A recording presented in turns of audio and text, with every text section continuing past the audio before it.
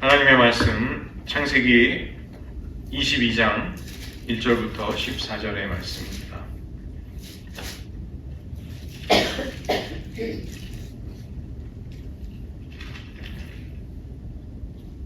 구약성서 27쪽 창세기 22장 1절부터 14절입니다. 오늘 본문 창세기 22장 1절로 14절을 저와 여러분이 번갈아서 교독하시겠습니다. 그 일 후에 하나님이 아브라함을 시험하시려고 그를 부르시되 아브라함아 하시니 그가 이르되 내가 여기 있나이다. 여호와께서 가라사대 내 아들 내 사랑하는 독자 이삭을 데리고 모리아 땅으로 가서 내가 내게 지시한 하나님 거기서 그를 번제로 드리라. 아브라함이 아침에 일찍이 일어나 나귀의 안장을 지우고 두 종과 그의 아들 이삭을 데리고 번제에 쓸 나무를 쪼개어 가지고 떠나 하나님이 자기에게 일러주신 곳으로 가더니 제3일 아브라함을 들어 그것을 멀리 바라보니라. 이에 아브라함이 종들에게 이르되 너희는 나귀와 함께 여기서 기다리라. 내가 아이와 함께 저기 가서 예배하고 우리가 너희에게로 돌아오리라 하고 아브라함이 이에 번제 나무를 취하여 그 아들 이삭에게 지우고 자기는 불과 칼을 손에 들고 두 사람이 동행하더니 이삭이 그 아버지 아브라함에게 말하여 이르되 내 아버지여 하니 그가 이르되 내 아들아 내가 여기 있노라. 이삭이 이르되 불과 나무는 있거니와 번제할 어린 양은 어디 있나이까. 아브라함이 이르되 아들아 번제할 어린 양은 하나님이 자기를 위하여 치우시리라고 두 사람이 함께 나아가서 하나님이 그에게 일러주신 곳에 이른지라. 이에 아브라함이 그곳에 제단을 쌓고 나무를 버려놓고 그의 아들 이삭을 결박하여 제단 나무 위에 놓고 손을 내밀어 끌어들고 그 아들을 잡으려 하더니 하나님의 사자가 하늘에서부터 그를 불러 이르시되 아브라함아 아브라함아 하시는지라. 아브라함이 이르되 내가 여기 있나이다 하매 사자가 가라사대 그 애의 손을 대지 말라. 아무에도 배려하지 말라. 내가 내 아들 내 독자라도 내게 아끼지 아니었으니 내가 이제 내가 하나님을 경외하는 줄 알아. 아브라함이 눈을 들어 살펴본즉 한 순양이 뒤에 있는데 뿔이 수풀에 걸려 있는지라. 아브라함이 가서 그 순양을 가져다가 아들을 대신하여 번제로 드렸더라. 아브라함이 그 땅 이름을 여호와 이레라 하였으므로 오늘날까지 사람들이 이르기를 여호와의 산에서 준비되리라 하더라. 아멘. 기도하시겠습니다. 하나님과 동행하던 아브라함이 마침내 자신이 그토록 가장 사랑하던 독자 이삭마저도 하나님께 바칠 수 있을 만큼 하나님을 깊이 경외하고 사랑하는 하나님의 사람으로 변화되어서 하나님의 벗으로 그 일생 하나님과 동행하였듯 우리들의 삶도 지금 비록 우리들의 믿음과 신앙이 미약하고 연약하다 할지라도 주님과의 지속된 동행 속에서 하나님의 임재 앞에 살아가는 법을 배움으로써 하나님의 친구로 우정과 사랑을 나누는 일생 저희를 주님 부르실 때까지 살아가게 하여 주시옵소서. 예수님 이름으로 기도드립니다. 아멘. 오늘 본문은 창세기 20장부터 22장까지를 저희가 함께 살펴보도록 하겠습니다. 20장을 보시면 아브라함의 이 거짓말이 또 반복이 되고 있습니다. 바로 그랄 왕 아비멜렉에게 자신의 생명의 위협을 느끼고 이제 누이라는 거짓말을 한 것이죠. 자기 아내 사라를 누이라고 거짓말을 했습니다. 이미 창세기 12장에서 애굽에 내려갔을 때 바로에게 했던 그 연약함, 아브라함의 그 어떤 도덕적인 실패, 또 신앙인답지 않은 언행, 이것이 놀랍게도 하나님과 동행한 상당한 그 시간이 이제 경과했는데도 불구하고 또 나오는 것이죠. 그러나 이것은 이상한 일이 아니라는 것입니다.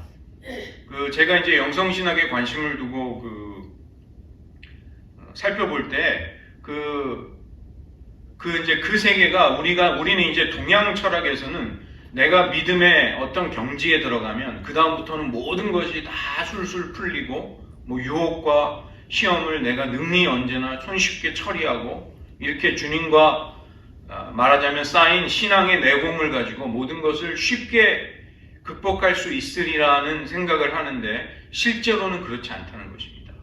주님과 깊이 동행해도 사람은 실족할 수 있고 신앙인은 넘어질 수 있는 것입니다. 평소에 우리가 주님 앞에 살아가던 그 인품과 그 어떤 마음가짐으로는 도저히 나올 수 없는 행동이 인간에게서는 불현듯 갑자기 나올 수도 있다는 것이죠. 그러나 아브라함은 이 감사하고 다행인 것은 아브라함이 계속해서 하나님의 능력과 손에 붙잡힌 바 되어서 그가 그 연약함에 매몰되고 거기에 휩쓸려 떠내려가는 사람이 되지 않고 하나님의 사람으로 계속 영적인 성장과 하나님과의 동행을 할 수 있었다는 것이죠. 이 사라가 아비멜렉의 왕궁에 이제 취하여져서 데려감을 당했다는 것은 하나님이 이삭이라는 언약의 자손을 주시려는 하나님의 계획에 자칫하면 위기와 어려움이 놓여지게 된 것입니다. 그래서 하나님은 아비멜렉에게 직접 꿈에 나타나셔서 현몽하셔서 그가 그 여인을 취하는 것이 합당하지 않다, 죄이다 이렇게 알려주신 것이죠. 우리가 볼 때 이 창세기 20장에서 아브라함은 참 그렇게 자랑스럽지 않은 모습으로 그렇게 뛰어나지 않은 우리가 보기에 흠모할 만한 그런 모습이 없이 거짓말을 하고 자기의 하나님의 그 보호를 믿지 못해서 인간적인 속임수를 써서 자기의 안전을 도모하는 굉장히 연약한 모습으로 나오고 있습니다. 그러나 20장 3절에 보시면 아비멜렉에게 하나님이 꿈에 현몽하셔서 그가 범죄하지 않도록 사라를 아내로 취하지 않도록 막아주십니다. 그리고 20장 7절에 보면 구약에서 최초로 선지자라고 호칭을 받게 되는 사람이 바로 아브라함이라는 놀라운 사실을 볼 수 있죠. 아브라함이 그가 기도했을 때 그의 기도를 통해서 하나님은 이 아비멜렉의 집에 내려진 재앙, 하나님의 징계의 손길을 거두십니다. 그래서 너를 막아서 범죄하지 않도록 내가 너에게 미리 알려준 것이다. 그가 온전한 마음과 깨끗한 손으로 이 아비멜렉은 그 여인을 데려온 것이죠. 왜냐하면 누이 동생이라고 했으니까. 그러나 실상은 그렇지 않았기 때문에. 그러나 하나님은 놀랍게도 그는 선지자라 그가 너를 위하여 기도하리니 내가 살려니와 이렇게 아브라함을 굉장히 놀라운 영적인 지위에 올려놓으신 것입니다. 그리고 이제 나중에 아브라함이 기도했을 때 아비멜렉 집에 모든 막혀있던 출산의 여인이 잉태하는 능력이 회복이 됨으로써 그 집안에 임한 재앙이 거두어지게 되고 아비멜렉도 이 아주 정중하게 사라를 돌려보낼 뿐만이 아니라 은 1000개를 보냄으로써 그녀의 명예가 또 지켜질 수 있도록 모든 최선을 다하는 조치를 하는 것을 볼 수가 있습니다. 아브라함에게 명년 때 99세가 되던 해에 이제 내가 명년에 아들이 있으리라 그 약속을 받게 되고 이제 후손에 대한 약속이 이루어지게 됩니다. 그래서 이삭을 그 품에 안은 아브라함과 사라에게 얼마나 큰 기쁨과 감격이 있었을까요? 그들이 불신으로 웃었던 하나님의 약속을 믿지 못해서 웃었던 그들이 정말 하나님의 은혜가 이루어진 그 기쁨에 가득 찬 웃음을 함께 나누고 또 주변 사람들이 함께 기뻐할 수 있게 된 것입니다. 그런데 이제 시간이 지남에 따라 하갈의 아들 이스마엘이 이 이삭을 놀리는 그런 일이 생겼습니다. 이 이스마엘이 태어났을 때가 아브라함의 나이 86살이었을 때, 그러니까 이 이삭과는 13, 14년의 차이가 나죠. 그리고 그 당시는 이제 젖을 때는 돌잔치를 이 고대에서는 한 2살 내지 3살의 경에 했다고 합니다. 그러니까 이삭이 약 2살 되었을 때 이스마엘은 적어도 15, 16 정도가 되는 이미 청소년이었던 것이죠. 그런데 하갈의 아들이 이삭을 놀리는지라 21장 9절을 보면 여기에 이제 히브리어 언어 유희가 나오고 있습니다. 놀린다는 말이 메짜하크라는 말인데 이게 짜하크, 웃다라는 말에서 온 것입니다. 비웃다, 놀리다, 조롱하다 이런 뜻인데, 그런데 이삭의 이름이 바로 짜하크에서 나온 것이죠. 이츠하크, 이게 짜하크, 웃다라는 말에서 하나님이 주신 이름입니다. 무슨 얘기냐면 감히 언약의 자손 웃음을 비웃는 일이 생긴 것입니다. 언약의 자손이 아닌 자가 언약의 자손의 그 웃음을 비웃는 일이 생긴 것이죠. 이것을 이제 히브리어로는 언어 유희를 써서 그 부분을 더 부각시키고 있는 것입니다. 하나님은 놀랍게도 사라의 요구를 들어주라고 말씀하십니다. 이 하나님이 무슨 아갈이나 이스마엘을 학대하거나 그래서가 아니라 이 하나님이 언약을 이루어 가시는 하나님의 역사 속에, 그 중심 역사 속에 이삭이 쓰임을 받는 것이지 이스마엘이 쓰이게 되는 것은 아니라는 것이죠. 인간적으로 먼저 태어났다고 해서 약속의 자녀가 될 수는 없다는 것입니다. 왜냐하면 이스마엘의 출생은 하나님의 언약을 따라 자식을 얻은 것이 아니라 이제 육체를 따라 인간적인 방식으로 하나님의 약속을 믿지 못하는 인간적인 조바심에서 태어난 자식이었던 것이죠.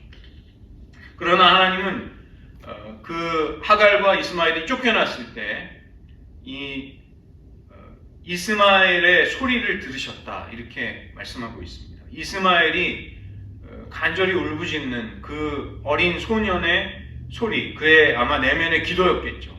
그것을 하나님이 들으시고 그도 큰 민족을 이루게 하겠다, 이렇게 약속해 주십니다. 우리가 이 부분을 좀 살펴볼 필요가 있는 것은 사도 바울이 이 사라와 하갈 그리고 이삭과 이스마엘을 옛 언약과 새 언약, 이 율법과 복음의 관계 속에서 이것을 비유라고 해석을 했기 때문입니다.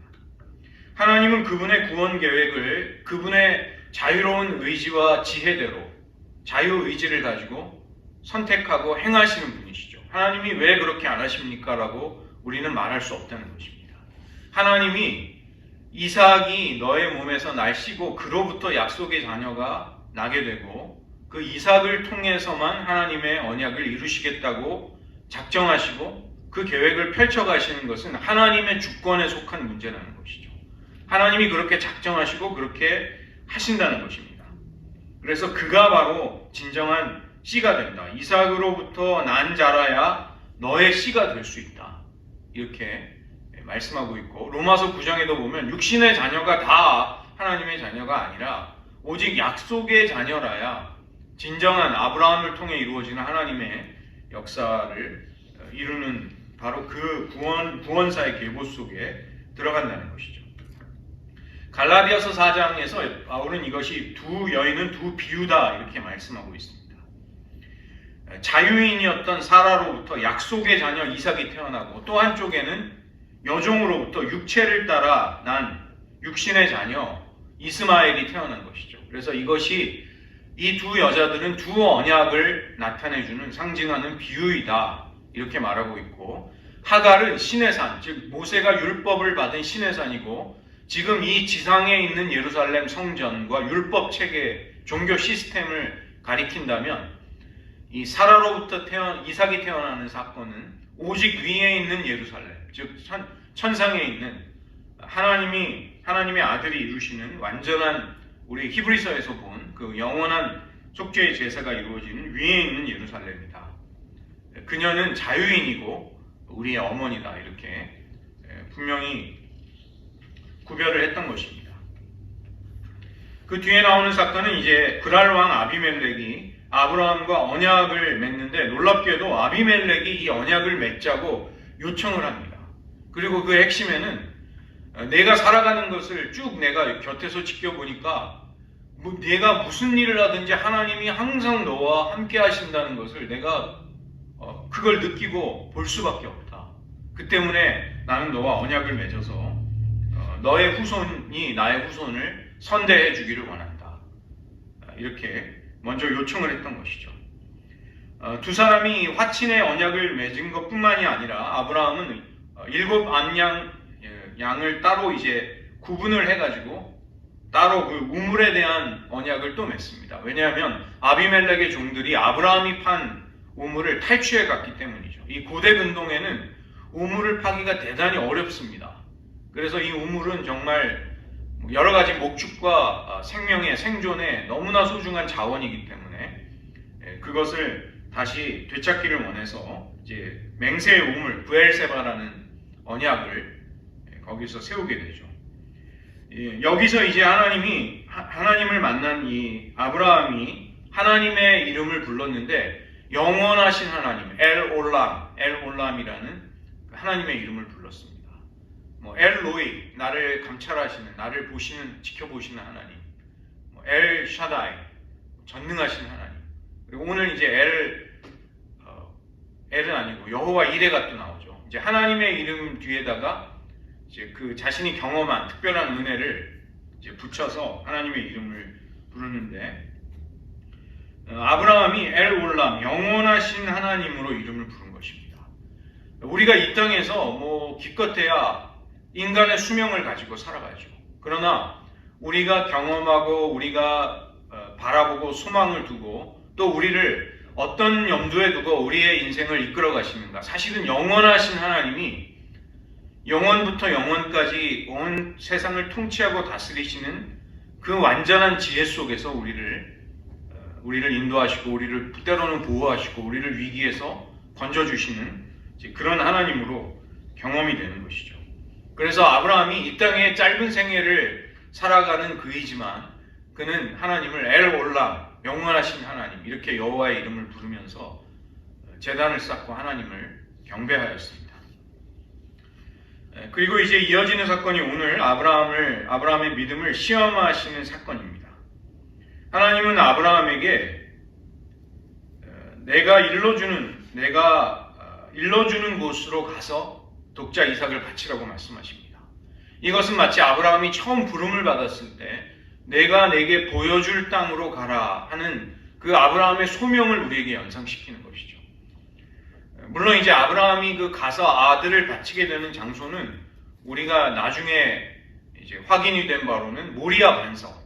그래서 거기는 나중에 아라우나의 타작 마당이 되고 그 블레셋에게 뺏겼던 법궤를 찾아와서 그 우사의 사건이 나죠. 그 소들이 뛰다가 그거를 법궤를 손을 댄 우사를 하나님이 치셨기 때문에 그것이 아라우나의 타작 마당에 머물러 있었는데 하나님이 그 집에 복을 주시는 것을 보고 다윗이 이제 그 법궤를 제사장이 메어오는 본래 하나님을 대하는 그 경건한 태도를 가지고 이제 법궤를 메와서 성전 터를 삼게 되는데 그곳이 이 아브라함이 이삭을 바친 모리아 반석이라고 그 장소를 오늘날 우리가 추정할 수 있는 것이죠. 예수님이 실제로 십자가를 지신 곳도 이 장소에서 멀지 않습니다. 갈보리 언덕이 예루살렘 성전과 멀리 떨어져 있지 않기 때문에 다 이 비슷한 장소를 배경으로 해서 이제 하나님의 결정적인 구원의 사건이 일어나게 되는 것이죠.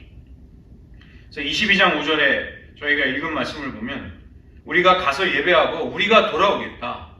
우리가 종 2명이 기다리고 있었습니다. 그 이야기는 우리가 돌아오겠다는 것은 아브라함은 번제로 이삭을 바칠지라도 아들과 함께 온다는 믿음의 확신을 가지고 있었고 히브리서 12장은 하나님이 능히 자기 아들을 살리실 줄로 아브라함이 믿었다. 아브라함은 부활의 하나님을 믿고서 그렇게 할 수 있었다. 히브리서 기자는 이 사건을 그렇게 말하고 있습니다. 그래서 이 이삭이 이제 번제할 어린 양이 없는 것을 아버지에게 물었을 때 아버지 아브라함은 번제할 어린 양은 하나님이 자기를 위하여 친히 준비하시리라. 이제 준비하시리라 이렇게 번역이 되어 있는데 원래 히브리어에는 라라는 말은 본다는 말입니다. 하나님이 친히 보시리라. 그래서 어떻게 보는 것이 하나님이 보는 것이 어떻게 하나님이 준비하시는 것이 될 수 있을까? 하나님이 제물을 미리 눈여겨 봐 놓으셨다. 수풀에 걸린 순양을 준비하시면서 하나님의 눈이 보셨다. 그것이 이제 준비됐다고도 볼 수 있고, 그 다음에 지금 믿음의 테스트를 받고 있는 아브라함을 하나님이 보셨다. 그러니까 그를 위해 모든 은혜를 그분이 예비하셨다. 이렇게 해석을 할 수 있는 것이죠. 우리의 삶을 하나님이 보고 계십니다. 보고 계시기 때문에 하나님이 피할 길도 주시고 또 위기 속에서 우리를 건져내시기도 하는 하나님의 은혜를 그분이 베풀어 주실 수 있다. 우리는 그렇게 간주할 수 있는 것이죠. 나중에 이제 이 하나님이 그 이삭을 결박해서 이제 칼로, 날카로운 삭도로 그를 바치려고 할 때 하나님의 사자가 급히 그를 맞게 됩니다. 성경에서는 아브라함아 아브라함아 이렇게 이름을 2번 부르는 사건을 이제 중요한 의미 있는 장면으로 보는데, 굉장히 다급하게 하나님이 아브라함의 믿음을 이제 확인하시고 인정해 주신 다음에 이제 급히 개입하셔서 이삭을 죽이지 못하도록 막으시는 것이죠. 이 사건을 경험했을 때 이 아브라함은 여호와 이레라는 그곳에 이름을 붙이게 됩니다. 여기 이레도 이제 하나님이 자기를 위하여 준비하셨다. 22장 8절에 나오는 그 똑같은 말을 쓰는 것입니다. 하나님이 미리 자기를 위해 눈여겨보시고 모든 은혜의 방편을 그분이 예비하시고 준비하셨다. 이렇게 고백할 수 있었던 것이죠.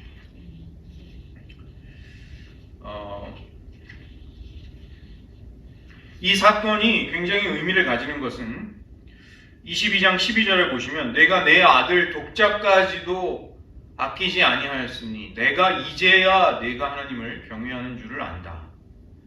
전지전능하신 하나님이 아브라함의 마음과 진정을 왜 모르시겠습니까? 그러나 이제 하나님과의 관계가 더 깊어지고 어찌 본다면 이제 절정으로 들어가게 되는 것이죠.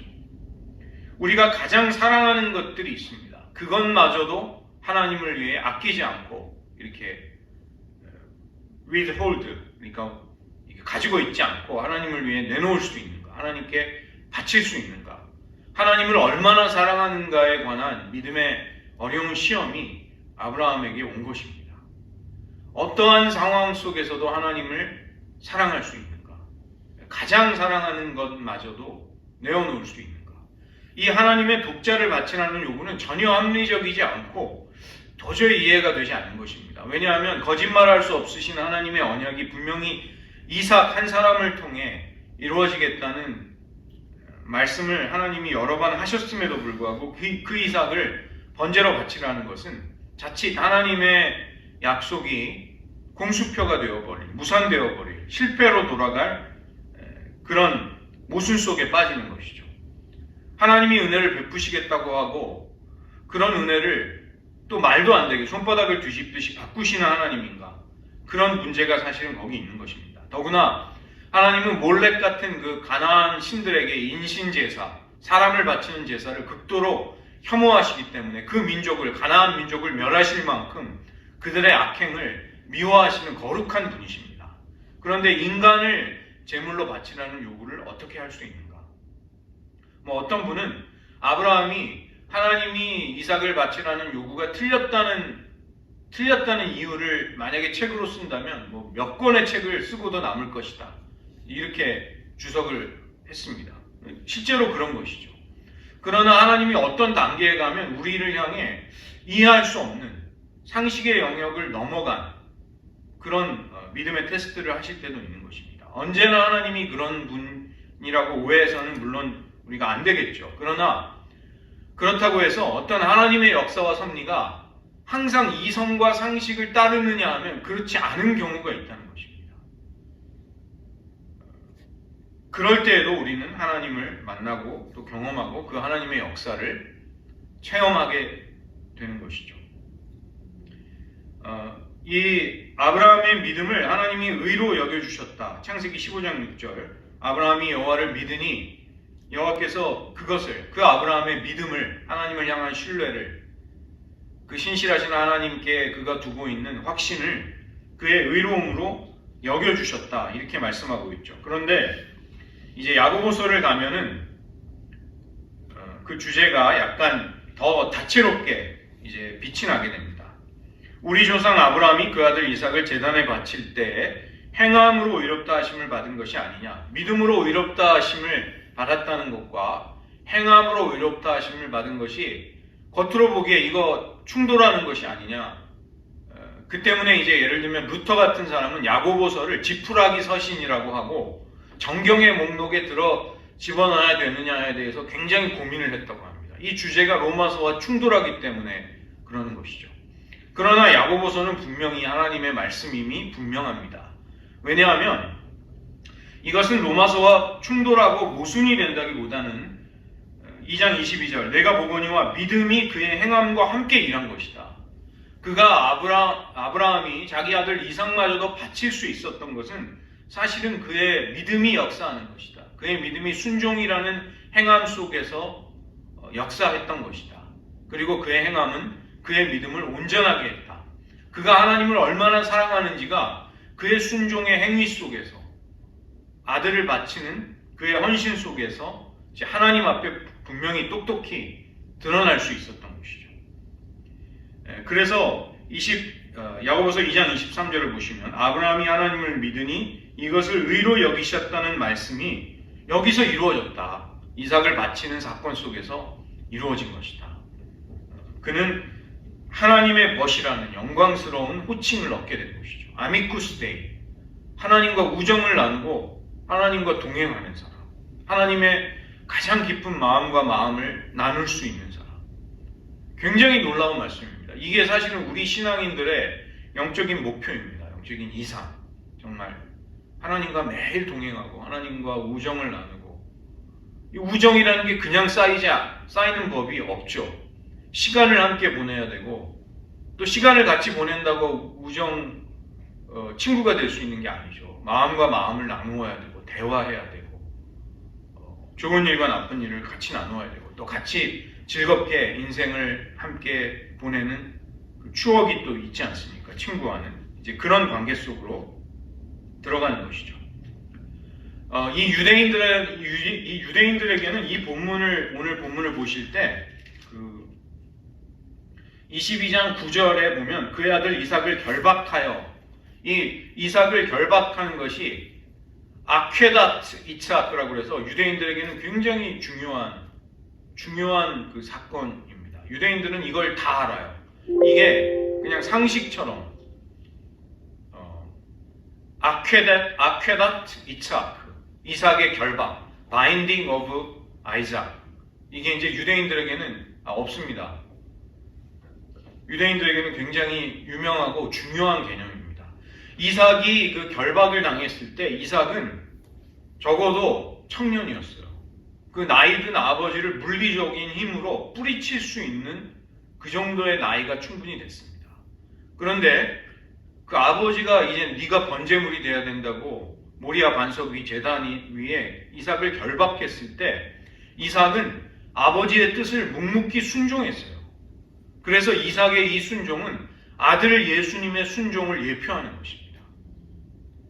아들을 우리에게 내어주시는 아버지의 사랑이 이 아브라함의 헌신 속에 당연히 상징적으로 드러난다면 아들 이삭이 순순히 반항하지 않고 저항하지 않고 결박이 되는 사건 이것은 아들의 순종을 우리에게 보여주는 것이죠.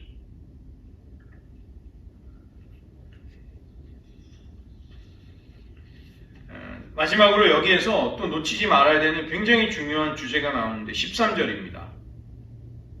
아브라함이 눈을 들어 살펴본 즉 한 순양이 뒤에 있는데 뿔이 수풀에 걸려 있는지라 아브라함이 가서 그 순양을 가져다가 아들을 대신하여 번제로 드렸더라. 이 대신한다는 대속의 사상, 대속의 주제가 나오죠. 대속이라는 것은 속전, 대가를 지불하고 그의 생명을 구하는 것입니다. 예를 들어 노예라면 자유를 찾아주고 죽을 처지에 놓인 사람이라면 생명을 건져주고 근데 문제는 그 처벌, 그 형벌, 그 공의로운 대가를 치러야 할 사람 대신에 누군가가 그 대가를 지불하는 것이죠. 이것이 대속의 원리입니다. 그래서 여기 이제 이삭이 번제물로 바쳐져야 되는데 순양이 대신 번제물로 바쳐지죠. 번제의 제물이 주어집니다.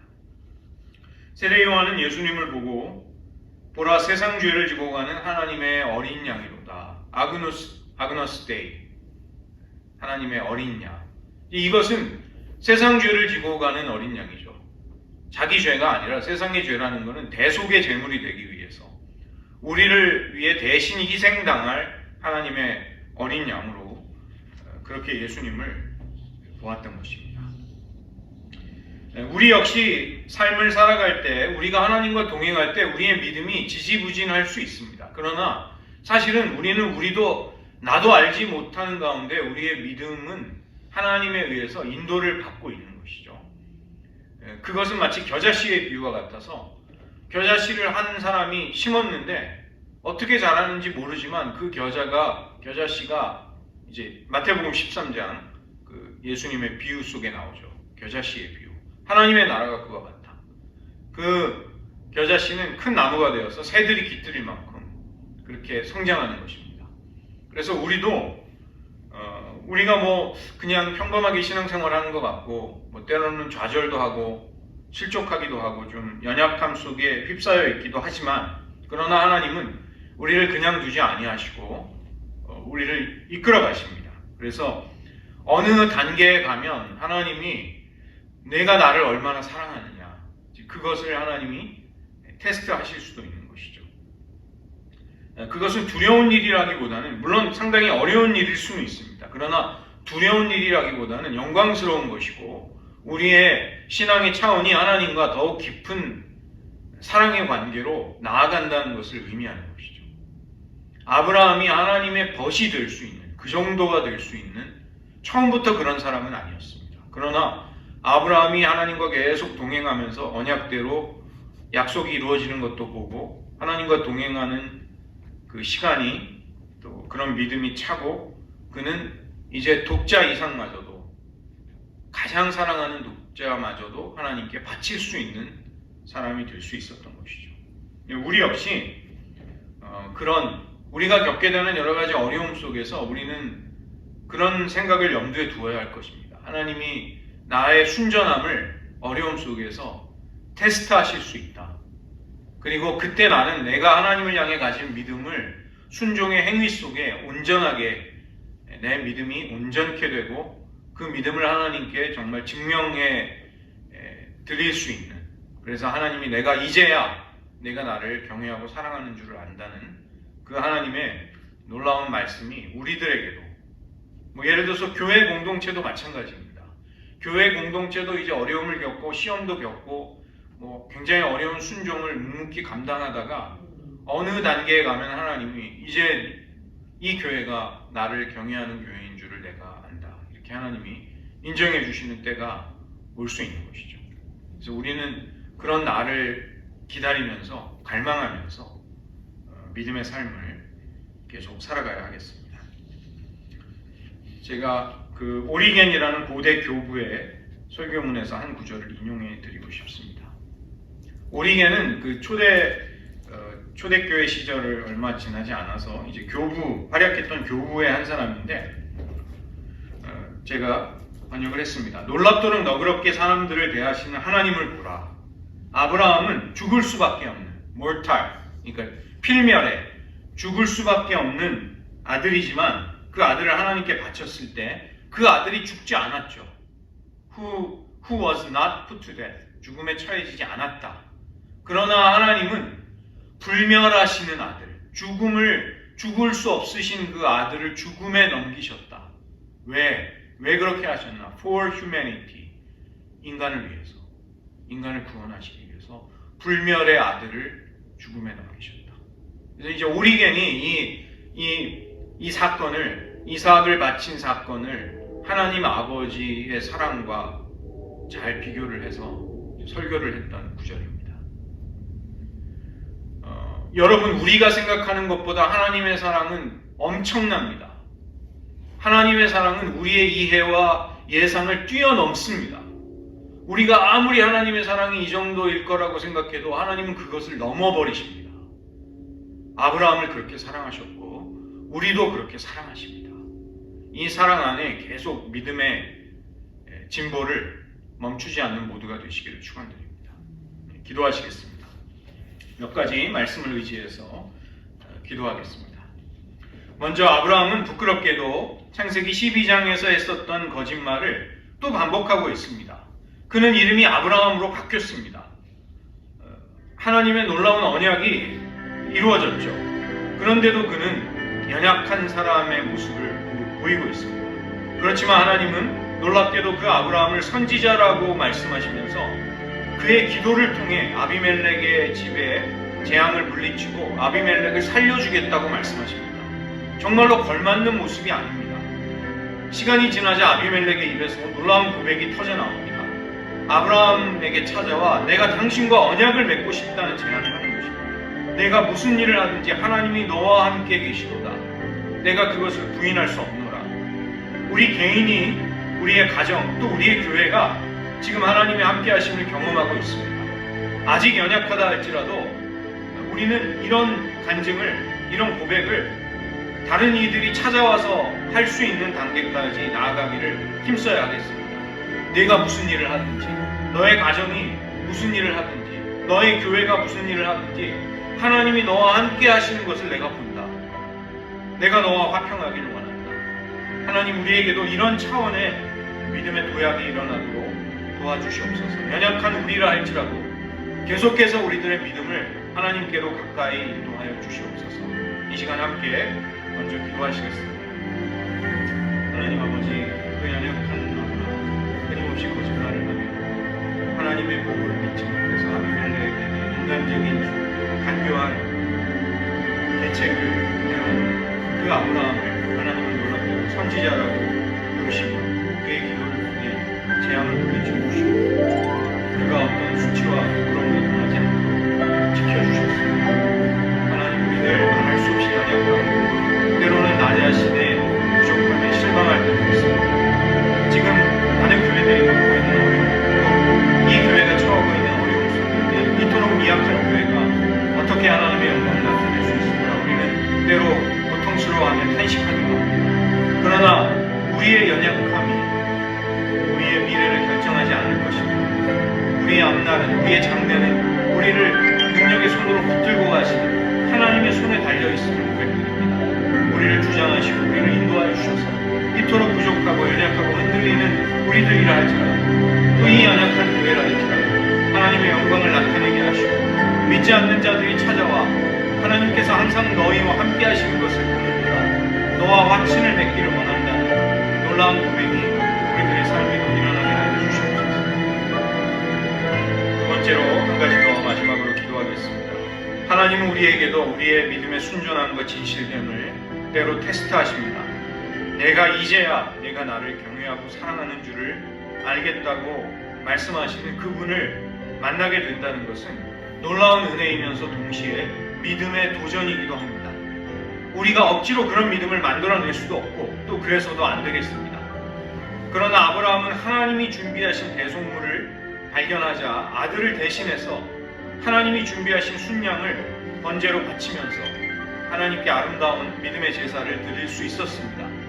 우리는 모든 일을, 매 순간을, 모든 관계에 임할 때 하나님이 우리를 통해 영광 받으시기를 원하고 있습니다. 하나님이 우리를 위해 예비하신 대속의 제물 예수 그리스도를 통해 우리의 삶을 받고 계신다는 사실을 믿고 있느냐는 것입니다. 내가 그토록 사랑하는 너의 아들, 너의 독자라도 나에게 아끼지 않았구나. 하나님이 우리에게도 이런 말씀을 하실 수 있도록 우리는 하나님보다 더 사랑하고 의지하던 것들을 버릴 수 있어야 하겠습니다. 하나님이 주시는 기쁨보다도 은밀하게 즐기던 죄악된 즐거움들을 내려놓아야 할 것입니다. 하나님 우리의 마음과 생각에서 하나님보다 더 사랑하던 것들을 몰아내 주시고 하나님 없이 하나님을 의지하지 않고도 행하려는 우리의 악한 성향에서 우리들을 자유케 하여 주시옵소서. 매 순간 하나님을 사랑하고 의지함으로써 대속의 제물이 되신 예수 그리스도를 의지해서 살아가는 법을 배우게 하여 주시옵소서. 한 번 더 기도하시겠습니다.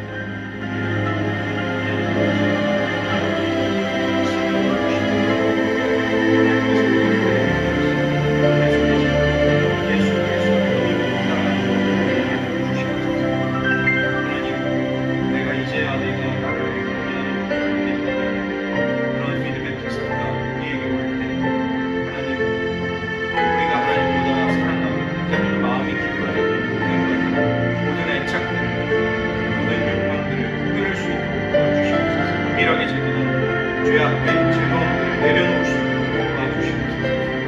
하나님이 온전히 우리의 마음 전체를 차지하시고 우리의 온전한 사랑이 되어주시고 우리가 하나님보다 더 사랑하는 것이 없는 가운데 진정으로 주님이 나의 모든 것이 되신다는 고백을 주님 앞에 드릴 수 있을 때까지 우리의 믿음을 그렇게 주장하시고 이끌어주시고 인도하여 주시옵소서.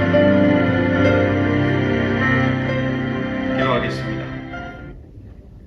내가 이제야 내가 나를 경외하는 줄을 아노라. 아브라함은 그가 가장 사랑하는 독자마저도 하나님을 위해 기꺼이 기쁘게 드릴 수 있는 그 믿음의 자리로 그가 뛰어나고 그가 경건해서가 아니라 하나님의 이끌리심을 받아 거기까지 갈 수 있었습니다. 하나님, 우리도 그 자리를, 그 영적인 깊이를 간절히 소망합니다. 비록 연약하고 부족하여 끊임없이 거짓말을 반복했던 아브라함처럼 우리도 연약할 때가 있습니다. 우리도 실족할 때가 있습니다. 우리도 부끄러운 신앙인에 걸맞지 않는 언행을 할 때도 있었습니다. 하나님, 우리를 불쌍히 여겨주시되 우리를 우리의 연약함 중에 그대로 두지 마시고 우리의 믿음을 이끌어 주시고 하나님께로 더 가까이 하나님의 임재를 날마다 베풀어 주심으로 우리가 주님과 동행하게 하여 주시옵소서.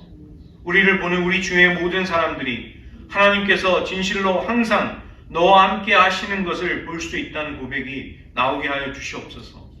이 미약한 연약해진 교회라 할지라도 하나님의 영광을 나타낼 수 있는 흥황하고 복음의 능력을 새롭게 힘입는 교회가 되게 하여 주시옵소서. 하나님, 아브라함의 행위가 믿음의 순종이 그의 믿음을 온전케 하였듯이 하나님, 우리들 하나님을 사랑해서 하나님 앞에 드리는 믿음의 헌신과 순종을 통해 우리들도 우리들의 믿음이 하나님 앞에 인정받는 자리에까지 가게 하여 주시옵소서. 모든 말씀 예수님의 이름으로 기도드립니다.